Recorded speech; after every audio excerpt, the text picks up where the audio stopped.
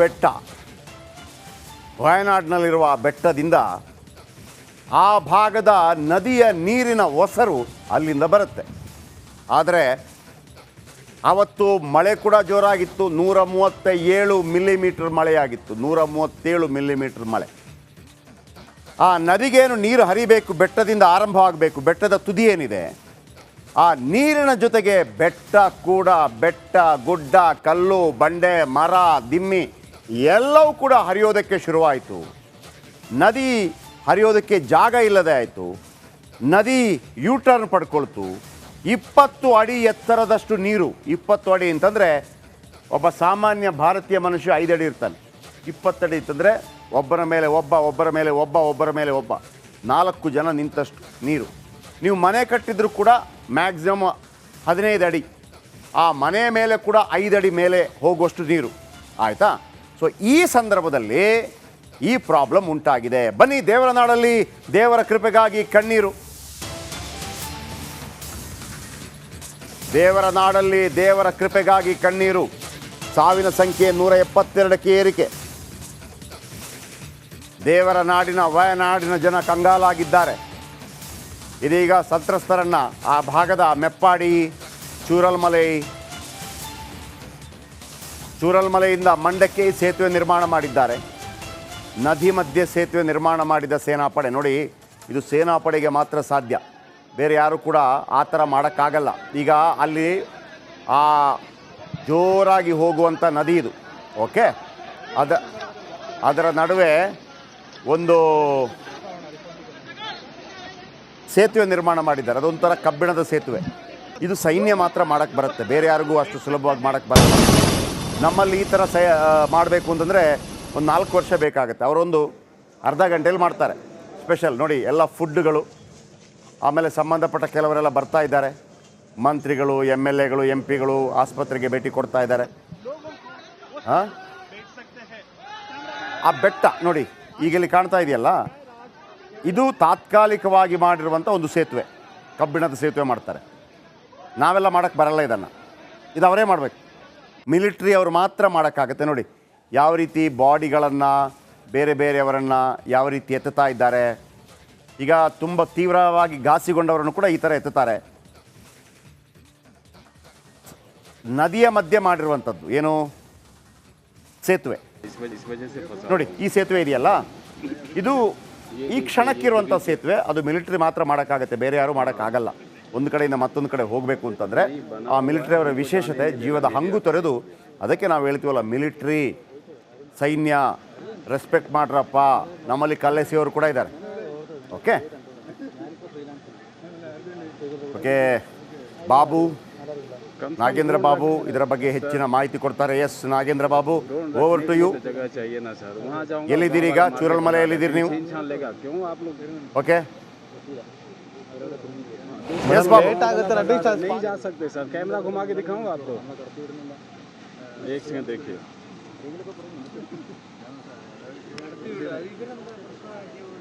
इस वजह से फंसा हुआ हूँ. नागेंद्र बाबू ध्वनि ಕೇಳಿಸ್ತಾ ಇದೆಯಾ?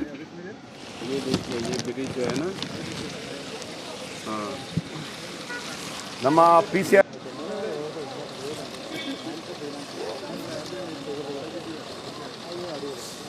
कम से कम गोल रख सर, गोल रखने के लिए तो जगह चाहिए ना sir. Yes yes Jayaprakash Shetty ಕೇಳಿಸ್ತಾ ಇದೆ. ಎಸ್, ಯಾವ ರೀತಿ ಸಾಕ್ತಾ ಇದೆ ಪರಿಹಾರ ಸಮರೋಪಾದಿಯಲ್ಲಿ ಕೆಲಸಗಳು ಯಾವ ರೀತಿ ಸಾಕ್ತಾ ಇದೆಯಾ? ಮಳೆ ಕಡಿಮೆ ಆಗಿದೆಯಾ? ಸೇನಾ ಕಾರ್ಯಾಚರಣೆ ಯಾವ ರೀತಿ ಇದೆ? ಆಮೇಲೆ ಈಗಲೂ ಕೂಡ ಶವಗಳೆಲ್ಲ ಸಿಗ್ತಾ ಇದೆಯಾ? ಏನು ಕತೆ ಚೂರಲ್ಮಲೆಯಿಂದ?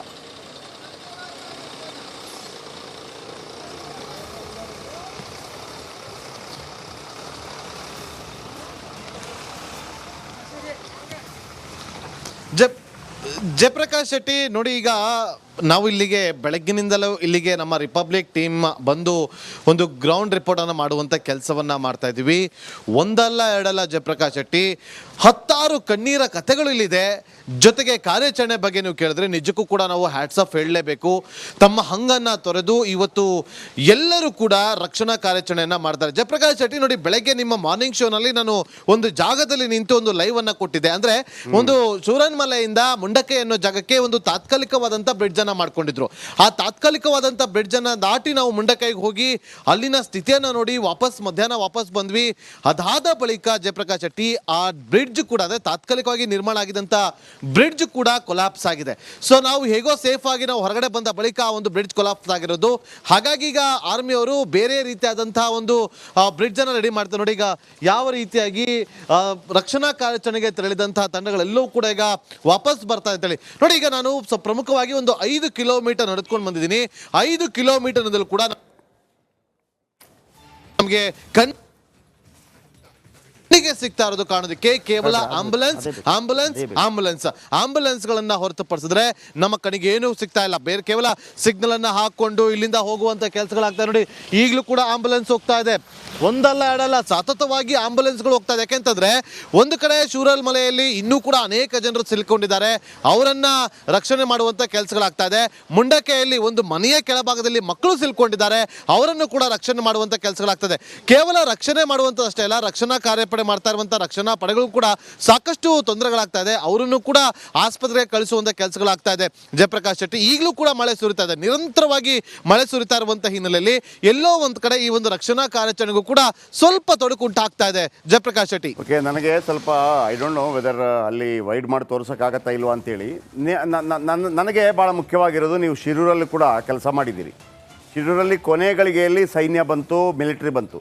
ಈ ಮಿಲಿಟ್ರಿ ಕಾರ್ಯಾಚರಣೆ ಮತ್ತು NDRF ಕಾರ್ಯಾಚರಣೆ ಮತ್ತು ಸ್ಥಳೀಯರು ನಾವು ಮಾಡ್ತೀವಲ್ವ. ಈಗ ಎಲ್ಲಿ ಬಾಗಲಕೋಟೆಯಲ್ಲಿ ಅಥವಾ ಬೆಳಗಾವಿಯಲ್ಲಿ ನೀರು ಬಂದಾಗ ನಾವೇ ಲೋಕಲೈಟ್ಸ್ಗಳೆಲ್ಲ ಸೇರಿ ಆ ಪ್ರಾಬ್ಲಮ್ಗೆ ಸೊಲ್ಯೂಷನ್ ಕಂಡುಹಿಡಿತೀವಿ. ಈ ಮಿಲಿಟರಿ ಕಾರ್ಯಾಚರಣೆ ಹೆಂಗಿರುತ್ತೆ? ಈಗ ಅಲ್ಲಿ ಸೇತುವೆ ನಿರ್ಮಾಣ ಮಾಡಿದರು, ಎಷ್ಟು ನೋಡಿ, ಸೇತುವೆಯಲ್ಲಿ ನೀವು ಹೋಗ್ತಾ ಇದ್ದೀರಿ, ಎಷ್ಟು ಬೇಗ ನಿರ್ಮಾಣ ಮಾಡ್ತಾರೆ, ಹೆಂಗಿರುತ್ತೆ ಅವರ ವರ್ಕ್ ಕಲ್ಚರು ಅಂತ?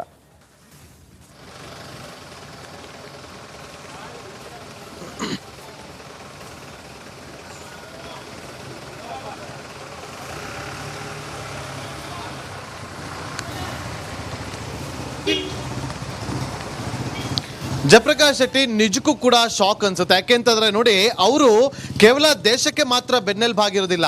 ಇಂಥ ಒಂದು ರೆಸ್ಕ್ಯೂ ಅಂತ ಬಂದಾಗ ಇಲ್ಲಿಗೆ ಬರುವಂತ NDRF, SDRF ಜೊತೆಗೆ ಸ್ಥಳೀಯ ರಕ್ಷಣಾ ಪಡೆಗಳಿಗೂ ಕೂಡ ಅವರು ಬೆನ್ನೆಲುಬಾಗಿ ನಿಲ್ತಾರೆ. ನೋಡಿ, ರಕ್ಷಣಾ ಪಡೆಗಳು NDRF ಏನಿದೆ, ಆ NDRF ತಂಡ ಆ ಒಂದು ಸ್ಥಳಕ್ಕೆ ಹೋಗುವಂತ ಸಂದರ್ಭದಲ್ಲಿ ಅವರು ಅವರ ಜೊತೆಯಲ್ಲಿ ಕರೆದುಕೊಂಡು ಹೋಗುವಂತ ಕೆಲಸವನ್ನ ಮಾಡ್ತಾರೆ. ನೋಡಿ, ಮುಂಡಕೈಗೆ ಹೋಗಿ ನಾನು ಅಲ್ಲಿ ಸುಮಾರು ಸೂರುಮಲೆಯಿಂದ ಒಂದು 5 ಕಿಲೋಮೀಟರ್ ನಡ್ಕೊಂಡು ಹೋಗಿ ಮುಂಡಕೈ ಬಳಿ ಹೋಗಿ ಅಲ್ಲಿನ ದೃಶ್ಯವನ್ನ ಗಮನಿಸಿದ್ವಿ.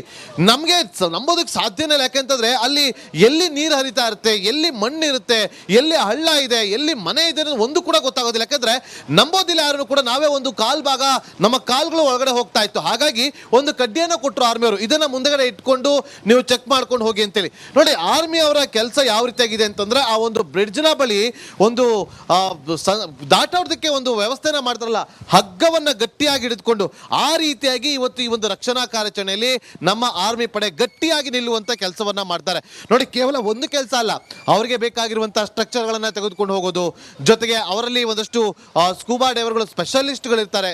ಈ ಒಂದು ಮರಾಠ ರೆಜಿಮೆಂಟ್ ಆರ್ಮಿ ಪಡೆಯಲ್ಲಿ ಅವರು ಇರ್ತಾರೆ, ಅವರು ಕೂಡ ಸ್ಥಳಕ್ಕೆ ತೆರಳಿರ್ತಾರೆ. ಜೊತೆಗೆ ಈ ಕ್ಯಾಶುಯಾಲಿಟಿಗಳನ್ನ ಹುಡುಕಾಡುವಂತ ಕೆಲಸವನ್ನ ಕೂಡ ಮಾಡ್ತಾರೆ. ಜೊತೆಗೆ ಈಗ ಶ್ವಾನದೊಳಗಳು ಇಲ್ಲಿಗೆ ಬಂದಿದೆ, ಆ ಶ್ವಾನಗಳನ್ನ ತೆಗೆದುಕೊಂಡು ಹೋಗಿ ದಾಟಿಸುವಂತ ಕೆಲಸವನ್ನ ಮಾಡುವಂಥದ್ದು.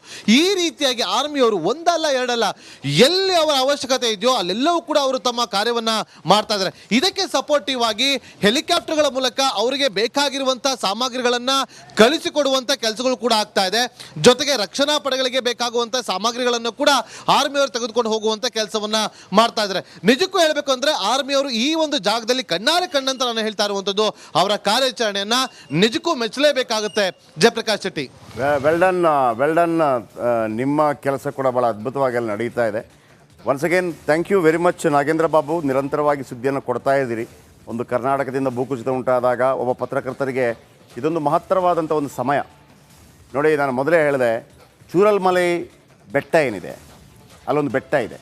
ಆ ಬೆಟ್ಟದಿಂದ ಆ ನದಿಗೆ ಈಗ ನಾವು ನೋಡಿದ್ದೀವಲ್ವ, ಬೆಟ್ಟದಿಂದ ನೀರು ಉತ್ಪತ್ತಿ ಆಗೋದು. ಅಂದರೆ ನಾವೆಲ್ಲ ಏನು ಅಂದ್ಕೊಂಡಿದ್ದೀವಿ, ಭೂಮಿ ಅಡಿಯಲ್ಲಿ ಮಾತ್ರ ಅಲ್ಲ, ಸಣ್ಣ ಶಾಲೆಯಲ್ಲಿರುವಾಗ ಓದಿದ್ದೀವಿ, ಬೆಟ್ಟದಿಂದ ಝರಿ ನೀರು ಬರೋದು ಅಂತೇಳಿ. ನದಿ ಉತ್ಪತ್ತಿ ಆಗೋದು ಬೆಟ್ಟದಿಂದ. ಆ ಚೂರಳ ಮೇಲೆ ಆ ನದಿ ಇದೆಯಲ್ಲ, ಅಲ್ಲಿ ಮೇಲ್ಗಡೆ ಬೆಟ್ಟದಿಂದ ಅಲ್ಲಿಗೆ ಅದಕ್ಕೆ ನೀರು ಬರಬೇಕು. ಈಗ ಗೋಮತಿಯಲ್ಲಿ ಹೆಂಗೆ ಬರುತ್ತೆ, ಗಂಗೆ, ಅದೇ ಥರ ಆ ನೀರು ಬರುವಂಥ ಸಂದರ್ಭದಲ್ಲಿ ಏನಾಗಿದೆ, ಮಳೆ ಆಗಿದೆ. ಆ ನೀರು ಜೊತೆಗೆ ಬೆಟ್ಟ ಒಂದೇ ಸಲಕ್ಕೆ ಕುಸಿದಿದೆ. ಆ ಬೆಟ್ಟ ಹೆಂಗೆ ಕುಸಿದೆ ಅಂದರೆ ನೋಡಿ ಈ ಥರ ಖಾಲಿ ಮಣ್ಣಲ್ಲ, ಅದು ಖಾಲಿ ಮಣ್ಣಲ್ಲ, ಅದರಲ್ಲಿ ಬಂಡೆ, ದೊಡ್ಡ ದೊಡ್ಡ ಬಂಡೆಗಳು ಎಲ್ಲವೂ ಇದೆ. ಹೋಗ್ತಾ ಇರಬೇಕು ಅಂತಂದರೆ ಆ ರೂಟ್ ನೋಡಿ, ಯೂ ಟರ್ನ್ ತಗೊಂಡಿದೆ ನೋಡಿ, ನೀರು ಎಲ್ಲಿಗೆ ಹೋಗಬೇಕು ಗೊತ್ತಾಗಿಲ್ಲ ಅದಕ್ಕೆ. ಯೂ ಟರ್ನ್ ತಗೊಂಡಿದೆ, ಇಡೀ ಊರೇ ಹೋಗಿದೆ.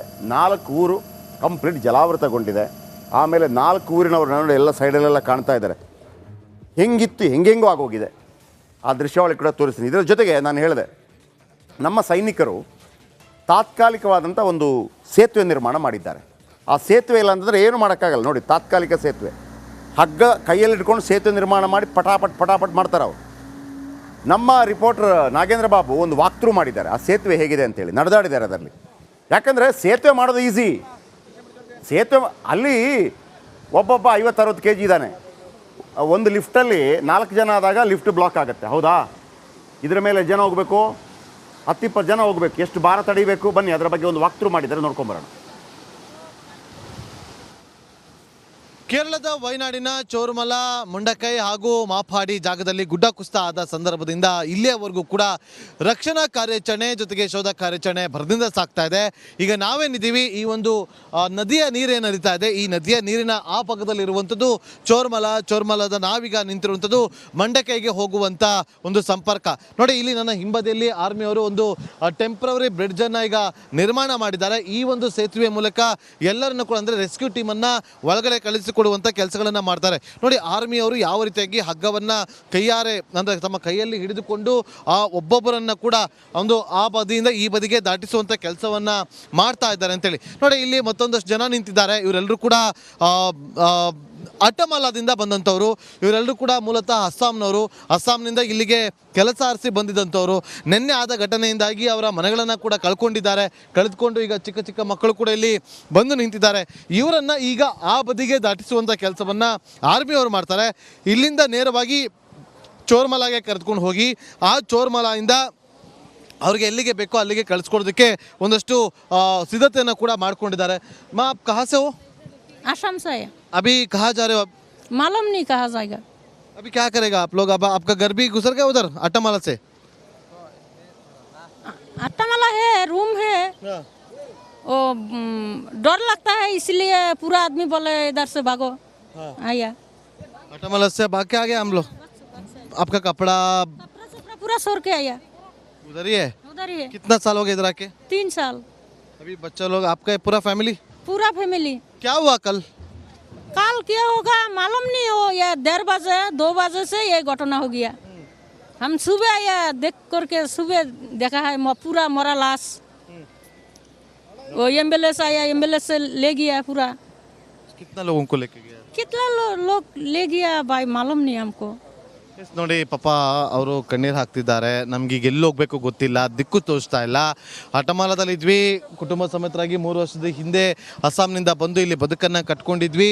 ಅಲ್ಲಿ ತಕ್ಷಣ ನಾವು ಏನು ರೂಮನ್ನು ಮಾಡ್ಕೊಂಡಿದ್ವಿ, ಆ ರೂಮ್ ಹತ್ರ ಬಂದಂಥ ಪೊಲೀಸರು ನಮಗೆ ತಕ್ಷಣ ಹೋಗಬೇಕು ಅಂತ ಹೇಳಿದ್ರು. ಹಾಗಾಗಿ ನಾವು ಅಲ್ಲಿಂದ ನಮ್ಮನ್ನು ಕಳುಹಿಸಿಕೊಡುವಂಥ ಕೆಲಸವನ್ನು ಮಾಡಿದ್ರು ಅಂತ ತಿಳಿಸಿದ್ದಾರೆ. ನೋಡಿ, ಒಂದು ಕಡೆ ಇಲ್ಲಿಂದ ಆ ಜಾಗದಲ್ಲಿ ಒಂದು ರೋಪ್ವೇಯನ್ನು ಕೂಡ ಮಾಡ್ಕೊಂಡಿದ್ದಾರೆ. ಆ ರೋಪ್ವೇ ಮೂಲಕ ಅಂದರೆ ಮುಂಡಕೈಯಿಂದ ಯಾರೆಲ್ಲ ಗಾಯಗಳಿದ್ದಾರೆ ಅವ್ರನ್ನ ಕರೆದುಕೊಂಡು ಬಂದು ಆ ರೋಪ್ವೇ ಮೂಲಕ ಸ್ಟ್ರೆಚರ್ನಲ್ಲಿ ಆ ಕಡೆಗೆ ಕಳಿಸಿಕೊಡುವಂಥ ಕೆಲಸವನ್ನು ಮಾಡಲಾಗುತ್ತೆ. ಈಗ ನಾವು ದೃಶ್ಯಾವಳಿಯಲ್ಲಿ ಕೂಡ ಗಮನಿಸ್ತಾ ಇದ್ದೀವಿ.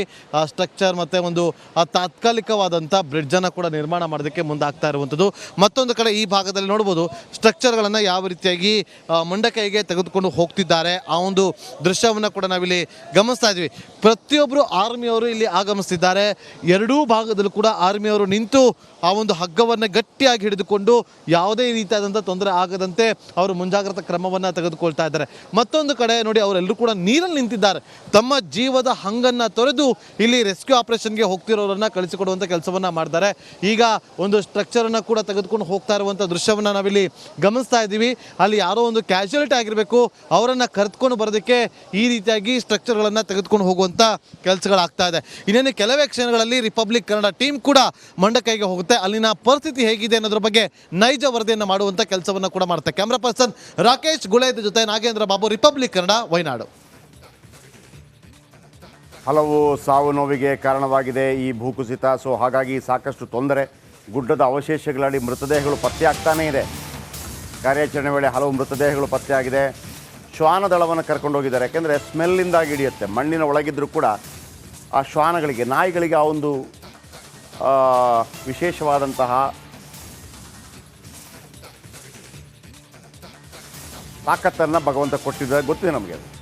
ಸೊ ಹಾಗಾಗಿ ಭೂಕುಸಿತದಲ್ಲಿ ಕೊಚ್ಚಿ ಹೋದ ಜನರ ಬದುಕು ವಯನಾಡಲ್ಲಿ ಸಂಭವಿಸಿದಂತಹ ಗುಡ್ಡ ಕುಸಿತ ಹಲವು ಸಾವು ನೋವುಗಳಿಗೆ ಕಾರಣ ಆಗಿದೆ. ಇವತ್ತಿಗೆ 2ನೇ ದಿನ. ಈಗಲೂ ಕೂಡ ಗುಡ್ಡದ ಅವಶೇಷಗಳ ಅಡಿಯಲ್ಲಿ ಮೃತದೇಹಗಳು ಪತ್ತೆ ಆಗ್ತಾ ಇದೆ. ಈಗಲೂ ಕೂಡ ನಾವಿಲ್ಲಿ ಗಮನಿಸ್ಬೋದು, ಒಂದು ಮೃತದೇಹವನ್ನು ಇರಿಸಿಕೊಳ್ಳಲಾಗಿದೆ. NDRF ಟೀಮ್ ಹಾಗೆ ಕೇರಳದ fire and rescue service team ಈಗ ಸ್ಟ್ರೆಚರ್ನ ಮೂಲಕ ಆ ಒಂದು ಮೃತದೇಹವನ್ನು ತೆಗೆದುಕೊಂಡು ಹೋಗುವಂಥ ಕೆಲಸಗಳಾಗ್ತಾ ಇದೆ. ಸಾಕಷ್ಟು ಜನ ಇವತ್ತು ತಮ್ಮ ಮನೆಗಳನ್ನು ಕಳೆದುಕೊಂಡಿದ್ದಾರೆ. ಮನೆಗಳನ್ನು ಕಳೆದುಕೊಂಡಿರೋರು ಅಲ್ಲಿ ಕಣ್ಣೀರನ್ನು ಹಾಕ್ತಾ ಇರುವಂಥ ದೃಶ್ಯವನ್ನು ಕೂಡ ಗಮನಿಸ್ತಾ ಇದ್ದೀವಿ. ಹಲವರನ್ನು ರಕ್ಷಣೆ ಮಾಡಿ ಅವರನ್ನು ಸುರಕ್ಷಿತ ಸ್ಥಳಗಳಿಗೆ ಕರೆದುಕೊಂಡು ಹೋಗುವಂಥ ಕೆಲಸಗಳು ಒಂದು ಕಡೆ ಆಗ್ತಾ ಇದ್ದರೆ, ಮತ್ತೊಂದು ಕಡೆ ಮೃತದೇಹಗಳನ್ನು ಶಿಫ್ಟ್ ಮಾಡುವಂಥ ಕಾರ್ಯವೂ ಕೂಡ ಆಗ್ತಾ ಇದೆ. ಶಾಲೆ ಇತ್ತು, ಶಾಲೆಯು ಕೂಡ ಸಂಪೂರ್ಣವಾಗಿ ಧ್ವಂಸ ಆಗಿದೆ. ಈಗಲೂ ಕೂಡ ಆ ಒಂದು ನೀರಿನ ಫೋರ್ಸ್ ಏನಿದೆ, ಈಗಲೂ ಕೂಡ ಫೋರ್ಸ್ ಅದೇ ರೀತಿಯಾಗಿದೆ, ಎಲ್ಲೂ ಕೂಡ ಕಡಿಮೆ ಆಗಿಲ್ಲ. ಇದೇ ಜಾಗದಲ್ಲಿ ಗುಡ್ಡ ಕುಸಿತ ಆಗಿ ಹೋಗಿ ಇಲ್ಲಿ ಅಕ್ಕಪಕ್ಕದಲ್ಲಿದ್ದಂಥ ಎಲ್ಲ ಮನೆಗಳು ಕೂಡ ಸರ್ವನಾಶಗೊಂಡಿದೆ. ಸುಮಾರು 150 ಹತ್ತಿರ ಸಾವುಗಳು ಸಂಭವಿಸಿದರೆ ಲೆಕ್ಕಕ್ಕಿಲ್ಲದಷ್ಟು ಮಂದಿ ಇವತ್ತು ನಿರಾಶ್ರಿತರಾಗಿದ್ದಾರೆ. ತಮ್ಮವರನ್ನು ಕಳೆದುಕೊಂಡು, ತಮ್ಮ ನೆಲೆಯನ್ನು ಕಳೆದುಕೊಂಡು, ಸೂರಿಲ್ಲದೆ ಇವತ್ತು ಎಲ್ಲಿ ಸೂರು ಸಿಗುತ್ತೆ ಎನ್ನುವ ಹುಡುಕಾಟದಲ್ಲಿದ್ದಾರೆ. ಕೇರಳದಿಂದ ಕ್ಯಾಮ್ರಾ